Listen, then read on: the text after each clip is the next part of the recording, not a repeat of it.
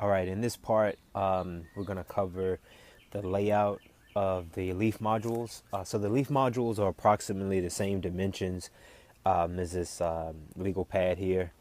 So what we're looking at is how I can fit these in here. Now, I am going to have to cut this. I mean, that is obvious, right? Yeah, I'm going to have to cut this and redo this from scratch. So that would entail making a new motor mount here. So I want to use the exact same layout that I have now, where I have this bar connected to the back here that I welded, the little support bracket. There's a flat plate here and another crossbar also, you know, going across here. That's where the original motor mount was, and we can get more details. See down here and on this side. Yeah, so see where that mounts here. We have another mount point here. So I'm going to maintain those mount points. That should be with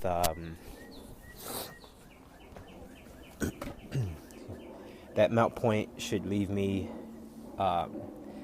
with enough room to pile up what I'm thinking about 5 modules underneath the motor section here, and the remaining 6 modules are going to have to step up and start right here. So I calculated this space between the bottom here and I'm sorry, the bottom of the mount and the bottom of the motor to be about a little over 7 inches, 7.5, and I need a little less than 7 inches, maybe 6 7/8 in order to fit 5 modules under here.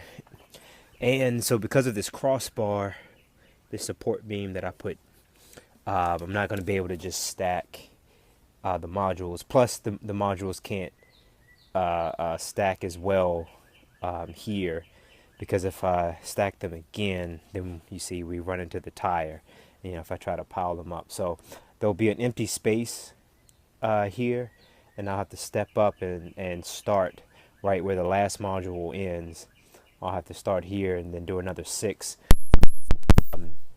I did that measurement to be about 10 inches. And yeah, so that's the one thing. So maybe this gap here will allow me to create an air gap, so I can actually put a filter, an event, you know, collect moving air and have it run inside of the battery cage to keep the batteries from overheating. I don't think they'll necessarily overheat, but I guess having that cooling there as an option is always a good thing. The second thing I could do, this is also what I was looking at, it is approximately 16 inches for the entire 11 module stack, 16 inches. And so what we're looking at is from the bottom here to about like right here, you know, like right near the top of this, we hit the 16-inch mark. What this will allow is that I can put the entire stack in the front here, and then quite possibly move the contactor and motor controller down here under the motor to the back. So this will put all of the traction components in this single assembly, and as such I'll have the motor mount assembly separate from the battery tray. So how the motor is going to be mounted, it's going to stay there, stay just like that. The only time this will change is if I actually have to swap out the motor, and then everything after that changes. But you know, from the looks of it, this motor mount will stay the exact same.